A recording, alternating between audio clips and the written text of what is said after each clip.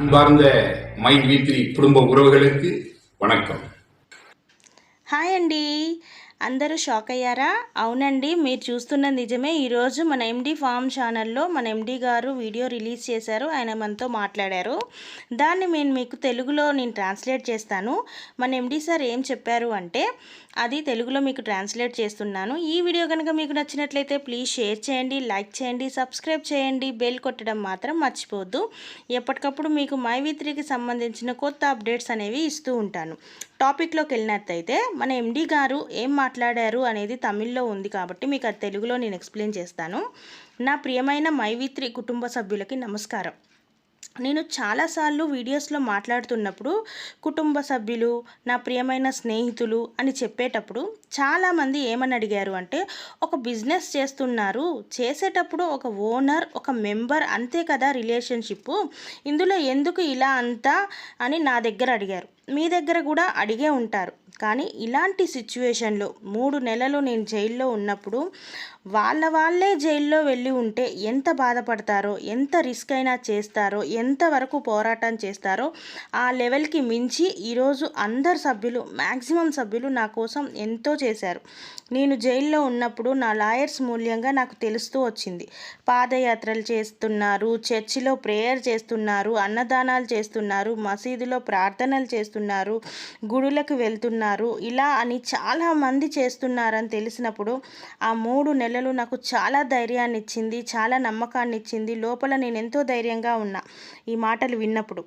ఆ లెవెల్కి సంస్థ మీద మీరు నమ్మకం ఉంచి, నా మీద నమ్మకం ఉంచి, నా విడుదల కోసం ఎంతో నమ్మకంతో, ఓపికతో, ఆతృతతో ఎదురు చూసిన అందరికీ ఈరోజు మీ పాదాలని తాకి కృతజ్ఞతలు తెలియజేస్తున్నాను. యాక్చువల్గా 90 రోజుల్లో నేను మీతో మాట్లాడలేకపోయాను. దానికి లాజిక్ ఉంది. కానీ బయటికి వచ్చి 3 రోజులైనా మీతో మాట్లాడలేకపోయాను. దీనిలో ఏం లాజిక్ ఉంది? ఈ 3 రోజుల్లో బయట ఉండి కూడా మాట్లాడలేని సిచ్యువేషన్ నాకు ఎంతో వేదనని, బాధని ఇచ్చింది.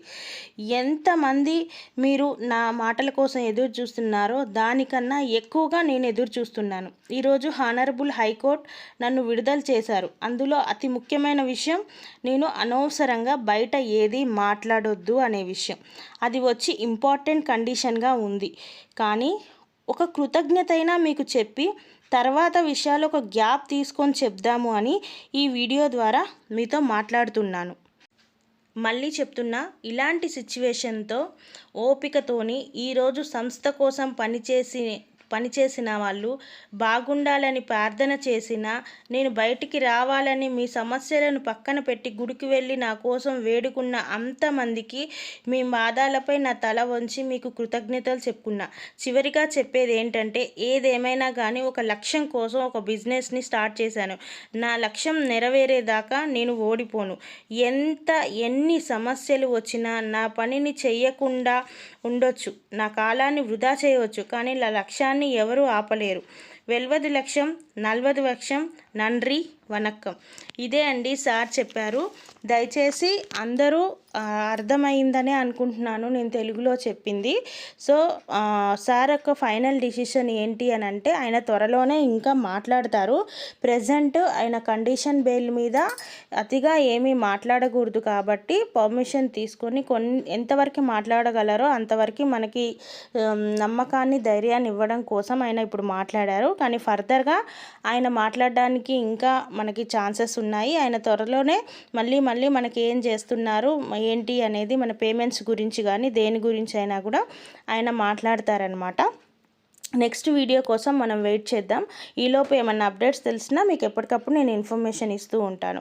ఈ వీడియో కనుక మీకు నచ్చినట్లయితే ప్లీజ్ షేర్ చేయండి, లైక్ చేయండి, సబ్స్క్రైబ్ చేయండి, బెల్ కొట్టడం మాత్రం మర్చిపోవద్దు. Thank you one and all. யாராவது தடுக்க முடியாது. நல்ல ஒரு லட்சியம் வெல்வது நிச்சயம்.